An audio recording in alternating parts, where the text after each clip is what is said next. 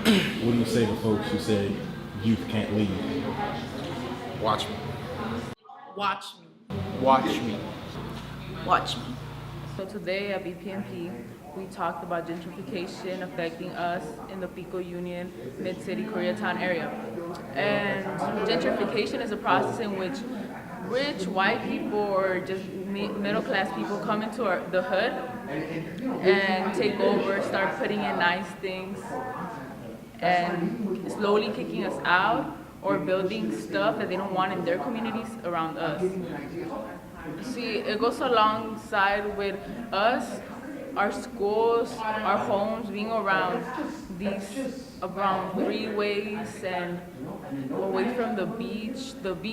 Like there's students that have lived here for 16 years, 17 years, and have never stepped foot on Santa Monica or around that west area. And that's odd because, I mean, you grew up here. This is our land. My own experiences, like living by USC, by University Park, because I've seen like recently, like I've seen like a lot of developments around my neighborhood, like these new apartment buildings, like everything's just going on. But then like whenever I see them, I just think like, oh, it's just gonna be housing for these USC students. Like what about the common folk like me? Like what about everybody else who doesn't even go to USC?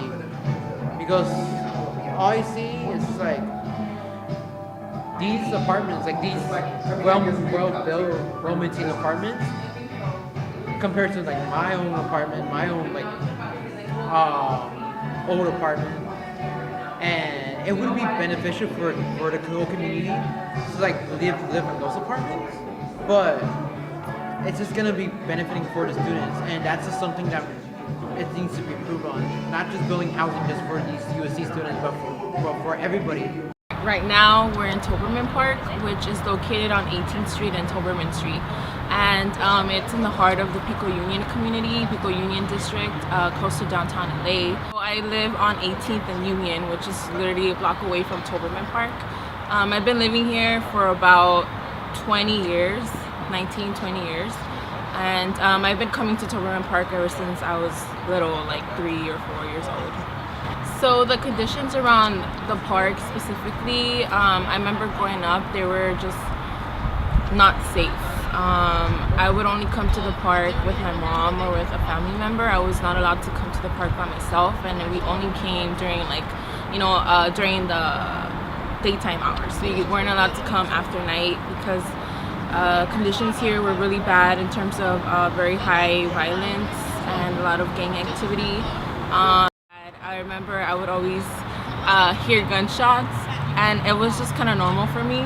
Growing up, I just knew the park was bad, like, oh, the community is, it's not safe at night.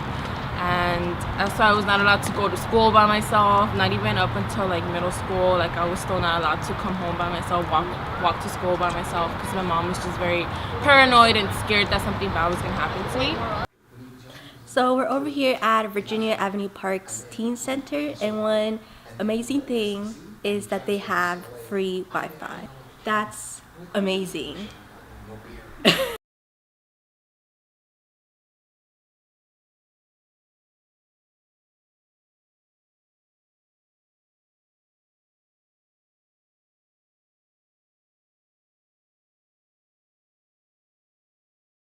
This used to actually be the gang park, right? So I grew up across the street, so me growing up, it was like every weekend there's some type of shooting, or Fools from Venice coming up, or Sautel, Showline. Like it was very active. When my friends would want to spend the night at my house, their parents wouldn't let me. Like I could go to the north side and hang out, but they couldn't come. They couldn't really come past Colorado. You know, so it's funny that now, because as you see this park, when I still see it, I'm like, damn, like it's changed. It's just getting the feel of being a community park again, because when anything's brand new, it feels like it's not for people of color anymore, right? So don't let the idea that you see a very light-skinned invasion keep you from thinking this isn't your park, because it is. And it will always will be. But a lot of, as you all know, as you guys are of this age, there's so many negative barriers, Yeah. right, that'll keep you from doing, whether it's your own self-doubt, family, let me say family, because I know a lot of us, well, I'll just say myself and other people, your family's like what is supposed to be like, your family's supposed to be your inner Kanye. Okay? Like, you know, when I think about it, your family's supposed to be that. Like, when you get up and your mom or dad or sister, you be like, man, you about to take over the world. I mean, this is your day. You gonna do everything great today. Like, that's what family is supposed to be encompassing, right? Because the world, when you walk outside, the world is trying to take away your self-esteem, your knowledge, your purpose. It's just the way the world is right now, right? You know? So for me, and the idea that I always go, family's supposed to be your inner Kanye, your inner support system. And a lot of us deal with family in the same way we have to deal with the world. They're not as supportive. They're not as helpful or assisting. So a lot of things we learn on ourselves. And I think this is, the Teen Center does good at that too, because when we want kids to come to the Teen Center, we want them to create their inner Kanye too, you know? We want to be their cheerleader. We want to, you got this, you know, like we want to be that as well. So for me, I think that kind of goes back to the whole concept of what is sometimes feasible, what is youth culture about right now, and how do you use that to catapult people differently. But also, this is just really awakening of the mind. You know, a lot of the things you're doing right now, you're going to be able to have a physical contrast of what the park on 18th or 17th and Union is to what it is on Cloverfield and Pico.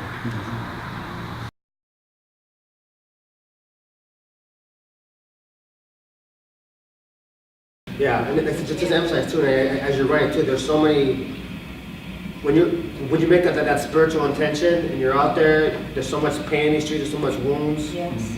You know, as people describe it, you know, with their family and places they live. Now, so as you go through all the history of these, you know, these streets right here, not only just a recent history, but also you going back to, you know, hundreds of years when even the Tongvas lived here and the Indians lived here and they got them taken. So there's a lot of wounds and pain that you're going to be kind of, you know, picking up maybe unconsciously. So a lot of times too, when you're running, you know, you got to be mindful, okay, I'm feeling angry or I'm feeling really heavy, okay, what's up with that? You know what I'm saying? You know, you say that to focus on that vision, you know, and focus on your run. So I feel very honored that you guys are here doing this, because you guys are very much like Star Wars. You know, you guys are Jedis.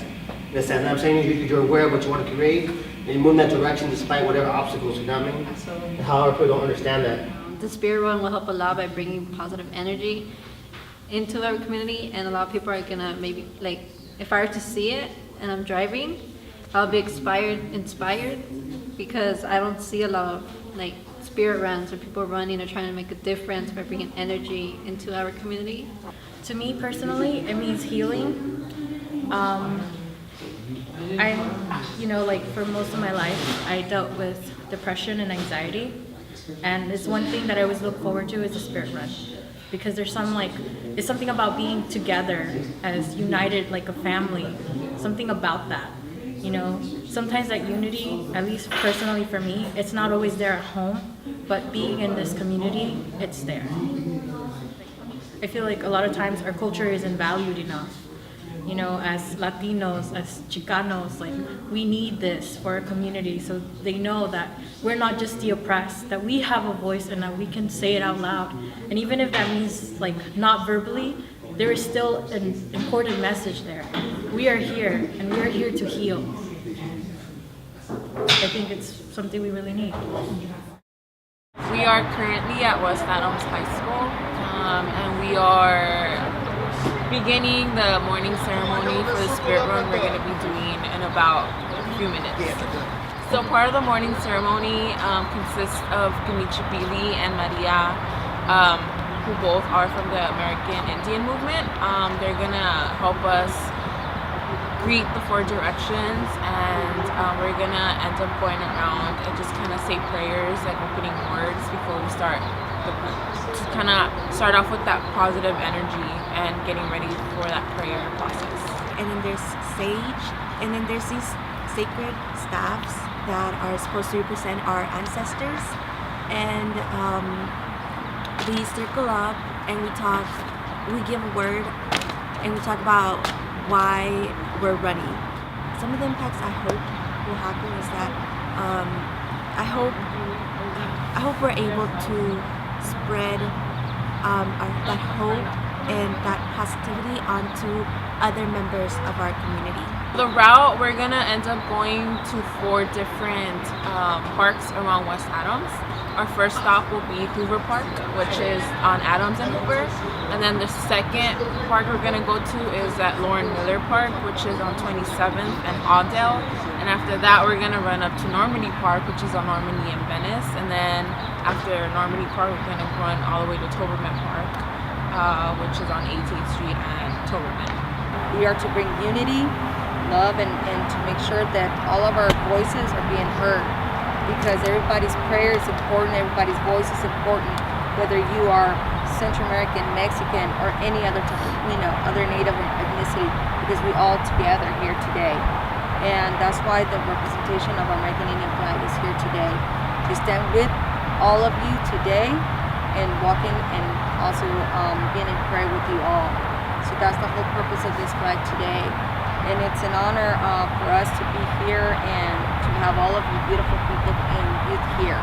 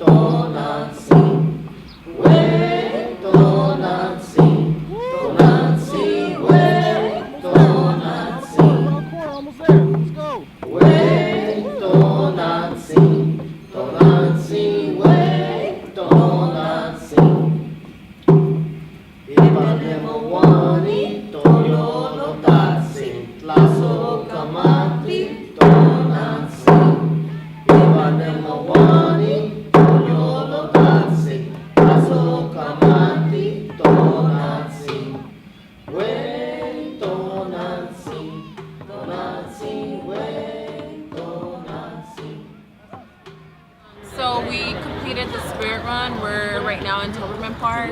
So like I mentioned before, we started off at West Adams Preparatory High School. From there we made our way to Hoover Park, and then to Lauren Miller Park, to Normandy Park, and then this is where we ended in Toberman Park. And throughout the run, like, we try to stay focused on the prayers and on the positivity, staying in focus. And I think a lot of what was shared today was that we all kept moving forward, and the running didn't seem as hard because we can feel the energy. And one of the things that we noticed was, like, every time we chanted or every time we would, like, sing, I think we just were motivated that much more to keep on going. And some of the youth leaders were really amazing. They were chanting like, "This is our land. Whose land is it? Our land." And united we stand, divided we fall, and stuff. And I think that was very motivating and inspiring. So yeah, I think the run was an overall success, and we're gonna try to keep doing it now every year. Some of the things that I kept in touch with myself, like some of the prayers that I was doing as I was running, was just kind of like praying for my community and praying for the people who have lost their lives on these streets, and not just like right now in the present times, but like, you know, our ancestors, because this is native land, and then just kind of praying for like healing and like through that generational trauma that our communities have experienced for years and years and years. And I was praying for, you know, Bpmp and the students and my family and my own healing, because I've been through a loss as well this past year. So I think I was just keeping those prayers in my mind and in my heart, and I think that was really motivating. I think that's what kept me moving forward, because I'm not a runner at all. Like, for people who know me, like, I don't run. So every time I do the spirit run, like, it really does make me feel like this is something that I really like to do every year. I would say just so you know, have faith like in your ability to what they say, pray, or some people don't believe in pray. I guess that's a lot of like, you know, religious connotations, but like to have a vision, you know what I mean, to stop and think about something that you want, you know what I mean, to focus your mind, align your mind with your heart, and really believe that when you ask and you put that sincere request out to you know, whoever you think, you know, or whatever person, thing, scientific or whatever, you know, person or idea, you know, put that faith that, you know, you're a part of the living universe, and you're here for a reason, and you always have that ability to create, and if you ask for something, it will come. And, you know, just keep your mind open and your eyes open. To me, I'm just gonna tell it like it is. If to my youth out there, united we stand, and divided we fall. When we come together as one, the oppressors and all of them become very fear. They fear us. And if we come together as in unity, as one nation, we will definitely overcome them, and we will lead our people, and we will lead them to become empowered, because our education and knowledge is empowering, and empower our people, share with them your knowledge, and that's very powerful. So to me, united we stand, divided we fall, and today we stood very tall. Cool.